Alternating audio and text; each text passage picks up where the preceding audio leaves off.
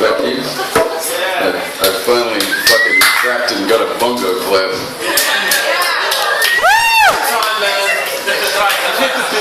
I'm fucking never gonna be able to show my face in Melbourne ever again. You go to Sydney, you're a fucking bongo player, what's going on?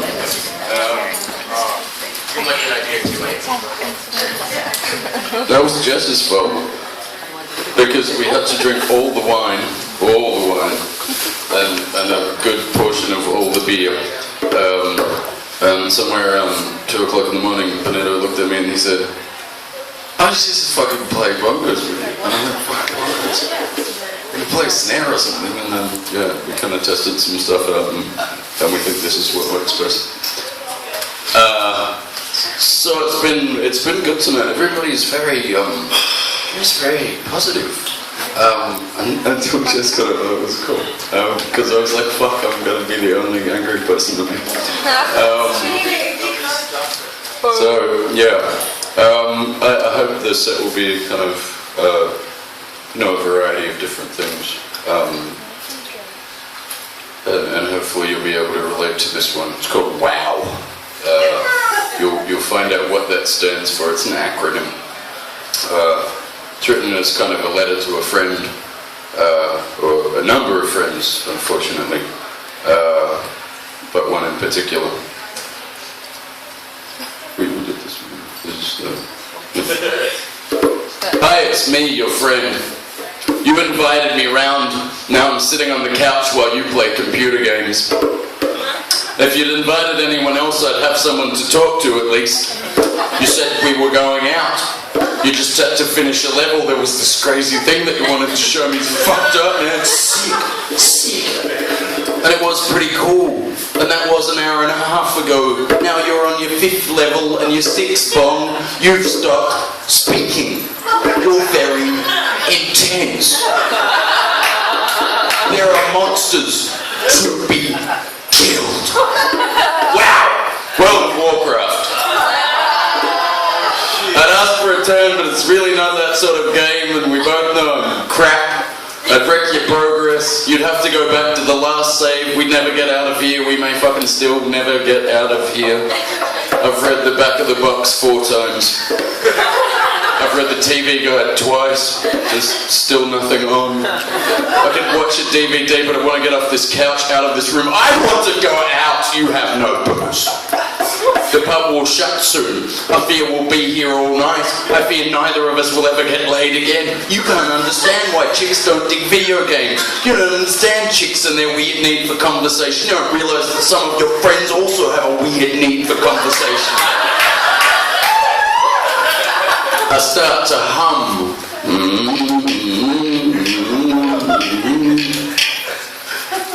You tell me to shut up. I'm breaking your concentration. I'm being annoying. I break a chair over your head in my imagination. You don't notice. I should leave. I don't want to go out by myself. I think there's a party on now. I can't remember where. I stand up. It's 2 a.m. I say I'm going. You grunt. Catch you later. I walk outside. The night air is cool. I walk down the street, waiting for the monsters to appear, but they're all busy inside your head. I consider going out, but I've lost the will. I go home alone, play Command and Conquer till dawn.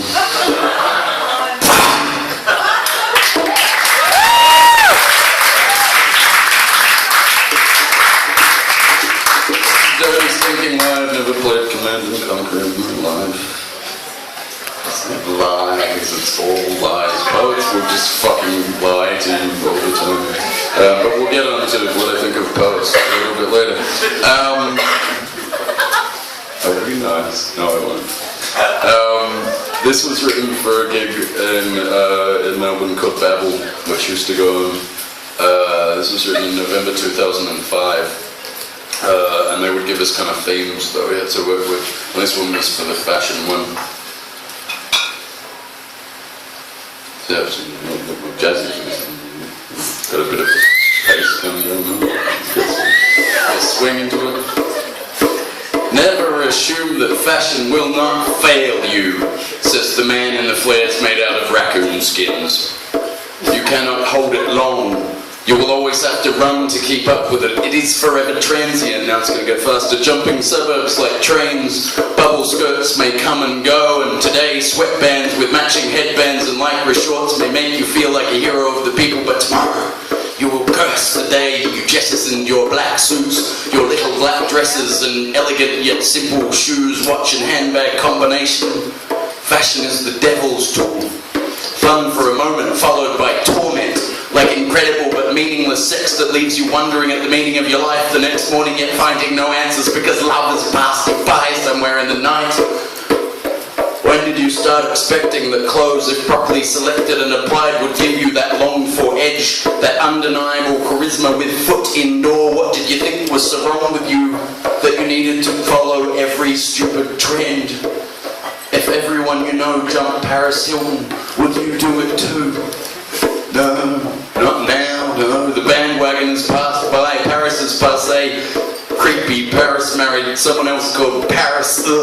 Or was that last week already, or last year, or a decade ago? Who can keep up and who should ever want to? Fashionably late to the fashionable party where everyone is fashionable and no one dresses like Paris Hilton anymore.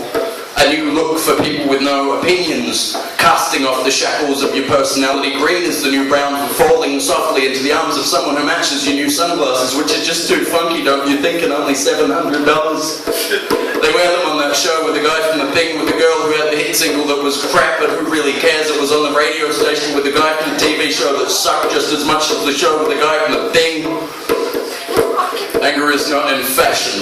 I'm not sensitive enough. I don't own any John Butler CDs. I feel very empty inside. I don't understand how to be retro. I'm quite a little bit too hetero to quite get queer as folk. I'm not punk or new rock and roll. I don't know the difference between acid house, house progressive house, art trance, side trance, and whatever else happens. And whatever else happens to be banging this month. Side trance is the best. I don't get invited to the hip parties, and I don't let it worry me too much until they told me poetry was becoming hip, and I cringed inwardly at the horror to come. I've been in vogue, but just a little bit. I got pushed out by the cute Irish guy who writes poetry that is surely the new rock and roll, or at least the new swing, or bossa nova, or carrot juice, or chicks on speed, the Wiggles on crack, or animal from the Muppets, or was that Gonzo? Don't we love Hunter S. Thompson since he shot himself in the face and didn't say why? Perhaps his heart was broken. They should have told him that broken hearts are really in right now. He might have thought twice before he pulled the trigger, you see. Hunter didn't give a fuck about fashion, and fashion rarely gave a fuck back. It was a healthy relationship between two opposing forces of nature. While we're at it, I never really liked Led Zeppelin that much, and I no longer care who knows it.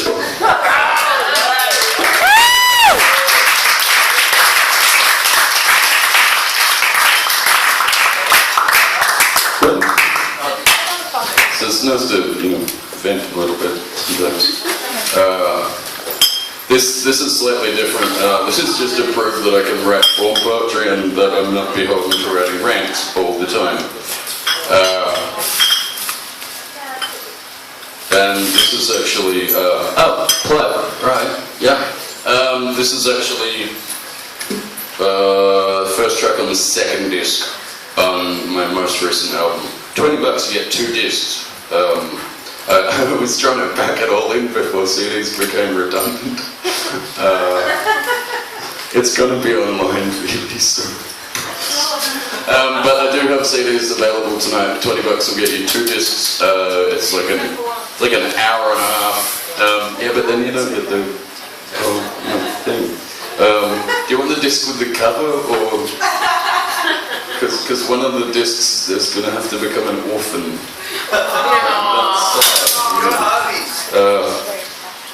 Alright, so this is written after a photo by a young artist called Sasha Haas in Ballarat. I sent it to her, but she didn't email me back. So I don't know whether she likes it or not. Fucking teenagers.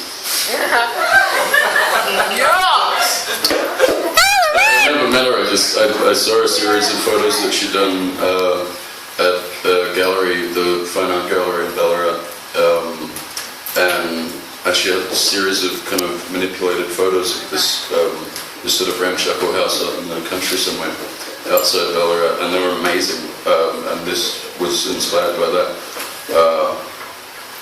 And she was inspired to ignore me completely. Because, it's Facebook and she probably thought I was old and creepy. I just really liked her photos. That's not creepy at all. Not at all. So nice. Yeah, I thought it was nice. The door is now open, it's broken off its hinges. Been that way for years. Doesn't bother the ghosts. The ceiling is mostly sky, but the walls were built to last. History not built to last. The present lies open, the future perpetual sky. We cling to our rusting hinges to ignore the laughter of ghosts, mocking our plans by the year. This house has lain many years, temerity to try to last, holding tight with its ghosts, nothing if not open. What need now for hinges, or fear of looming sky? Above a ruthless sky, never wearying the years, the catalyst for our hinges, when stone and wood were proved to last, shut our doors to fear grown open, but never could bolt against those ghosts. Tales told of wicked ghosts, translucent against the sky, doors mysteriously opened, forgotten through the years. Some spirits were still to last beyond our rusted hinges. This house no more needs its hinges, no respect for doors have ghosts. All occupants have gone to the last, sturdy walls cling to mock the sky, could last another 1,000 years, beyond the land lies open. The house at last regrets its lost hinges, never meant to so openly reveal its ghosts. The photographer alters the sky, wise beyond her years.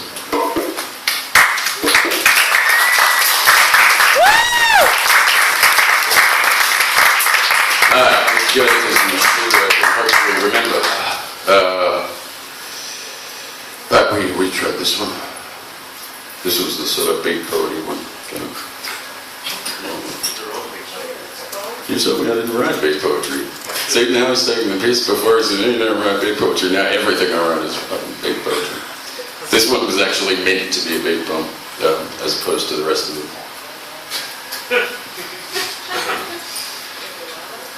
If she had a name, he'll never tell. Not that it's a secret, just a burning thing he keeps deep down inside. I used to talk too much, but I learned. If she was sweet, she's long ago gone, and it's nobody's business, just a burning thing keeps deep down inside. Turn a corner, see a face, maybe almost could be, just never is. Somebody else's burning thing they keep deep down inside. Keeps on walking round the block, up the street, never straying too far. Home is where the burning thing is, down deep inside. Nods to the people as they pass in the street, no words spoken, nothing much to say. They've all got their own burning things down deep inside. Some you can see, some you cannot. Some give theirs a name, smell it from a mile off. Some don't know, don't ask, don't tell. They all call him the Burning Man. Everybody knows it, everybody sees it. It's more than a flicker, it's a flame, and the flame in his eyes goes all the way down, down, down, down, down, deep inside.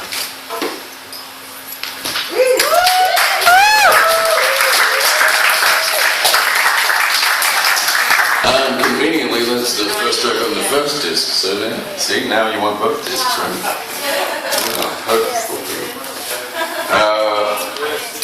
Oh, this is the triangle one. Triangle? Yes, this is the triangle one. What a... Imagine that. It was kind of a dream to do. It was the one where you did the picture. Yeah.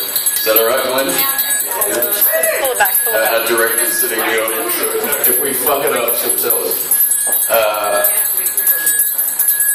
Just because you can't remember where you live doesn't necessarily make you homeless, just perhaps drunk or forgetful, maybe far from where you parked your scooter, the possibilities are numerous. The city sprawls at your feet, mouths are gaping, holes looming dark enough to frighten any sensible person. Welcome to my world. More fun than bobbing for cyanide capsules, less chance of freak drowning accidents. Tell me what gets you through the night. I'll sit on your knee and call you Sandra if that does it for you in some sexual way. We can be so good together. You made 5 liters of cooking sherry, 3 tapes worth of Laverne and Shirley. I'm trying to steer clear of painful questions and uncomfortable silences. I can be irritable if that's better for you. I could throw a chair through the window just to give you an excuse to leave. Don't call the cops, I was just trying to help out. To be sympathetic. We could go dancing in the strata if you like. Laverne and Shirley was just an idea. It's kid show. I know maybe you don't like that. How the fuck would I know what you like? You never tell me anything. Let's play 20 questions. Number 1, what the hell are you doing here? And number 2, why would it break my heart if you left? In a deafening silence, Jess, it's my turn to ask another question. This one's really easy. Will you marry me? And it's back to bobbing for cyanide. Nothing ever changes, but to get worse, we both knew it from the beginning. Can't remember where I live and haven't even left the house. You were here a moment ago. We were talking about the future. Now you're nowhere to be found. I am almost sad. Perhaps a little relieved. This was meant to be light, fun, nothing to get heavy over. I'm not crying. It's ridiculous. Never even liked Laverne and Shirley that much. Still, sometimes anything is better than the creeping silence in this place where you were and I was, and we are no more. Mr. Benito, the brother, that was fucking beautiful as a triangle. That's some nice triangle playing shit going on right there. Triangle playing shit. Yeah. Perfect. Okay, I can do something sensible and sensitive or something horrible. I'm gonna do something horrible. Just because I can.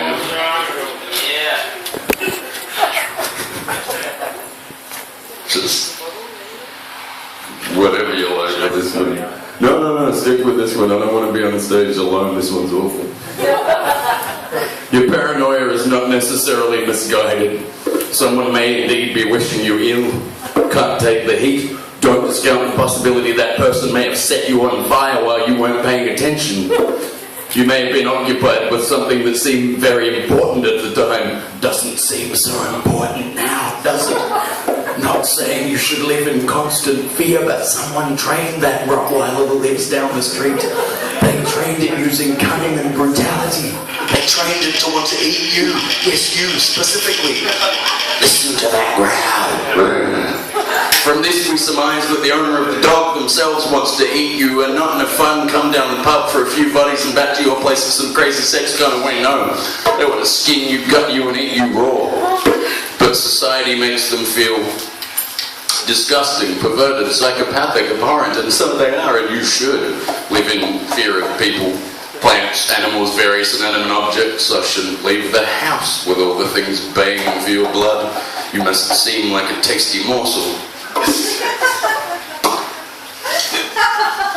Or maybe you're just incredibly annoying. Don't say it never occurred to you. I told you it was fortunate. To make up for that, I promise I'll do something nice soon. I'm just going to do a couple more. Oh, that's even fucking worse. No, God. I promise I'll do a couple of nice ones to finish, but I'm going to do this. But actually, no, I'll do Bone Blend. This one's just quick. This is on the CD. It's kind of near the beginning of a show that I did a couple of years ago called Wild Optimist. The Rises and Falls of a Performance Poet. So the next two are from that. They're both pretty quick.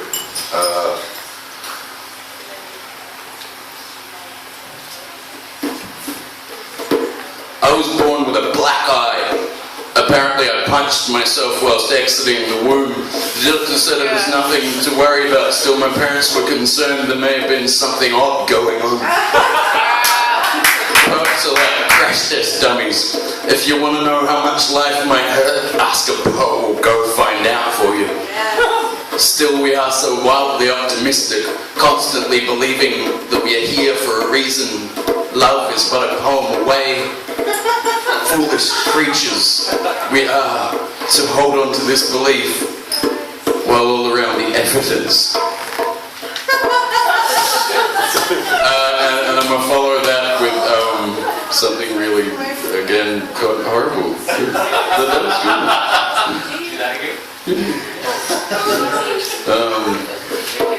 That only, with more viciousness. Poets are the scavengers of human emotions. We don't really have any of our own, so we'll pick them off the bones of misery. Poets love war, famine, massacres, dying children, anything to make you weep. Poets are miserable cunts. Miserable, sad, pathetic, disingenuous, backstabbing, lousy assholes, and I'm a poet, so you put it together.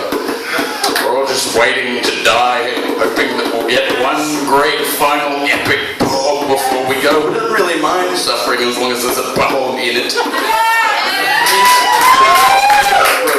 Miserable bastards. I want to be a truck driver. Shit, I want to be a truck. Big wheels smashing down the highway, fucking don't care about anything. Get out of the way, world. I want to play golf professionally. Golfers have it easy. All they have to do is golf and receive checks. Poets don't get no stinking checks. Poets eat air and empty applause. No one likes you, poets. No one fucking likes you.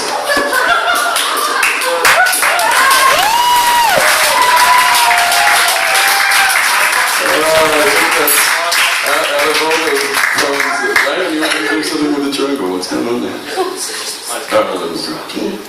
Okay. How are we doing for time, Ray? 1 or 2? Or what are we doing? 1 more? Cool.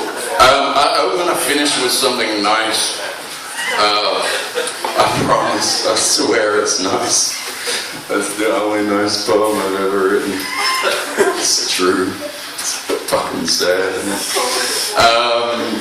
This is an ode to the singer and actress Zooey Deschanel, who, like half the rest of the planet, apparently I have a little bit of a crush on. I don't believe in fate. Yeah, we practice this one. I don't believe in fate. If there are cosmic forces, what the hell's with the divorce rate? And why am I not in New York with Zooey Deschanel? Why are we not discussing whether to share a loft apartment, Brooklyn, Lower East Side, buy or rent for Zooey Deschanel and live in a tent in South Australia? As it is, I'm calling fate a failure. I'd watch her sing and play guitar while writing films for her to star. She'd read the scripts and she would cry. An old actress would die and we would mourn her. Our favourite coffee shop would be always just around the corner. We'd lie in bed and watch The Late Show, giggling about the last time she was on. How Dave had such a big crush. We'd sometimes fight but never rush. People would always wait for us. And the sex would be private, none of your business. Do you think I have no class? No tabloid stories would be told. Still we'd be ever so bold. And one day when we were very, very, very, very, very old, we'd tell our grandkids, don't you know, we were famous a long, long time ago when the internet was young, and so were we. I'm not an ingrate, don't mean to moan, but if I have to wait for fate, I might die sad and all alone in unfresh hell with dreams of Zooey Deschanel. So I'll back up all my scripts, book myself a one-way trip. My will is strong and will not bend. I won't come back until this poem has a happy end.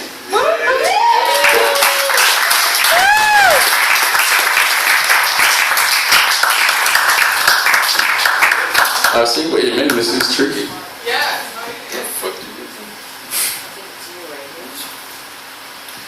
Do you want some help? No, I'm good.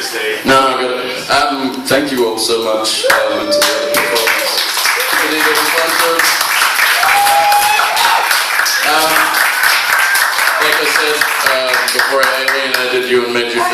2 have CDs to sell, and I'm really fucking bored. I gotta get daddling. But thanks especially, most especially to Raymond for having me. This has been totally fun.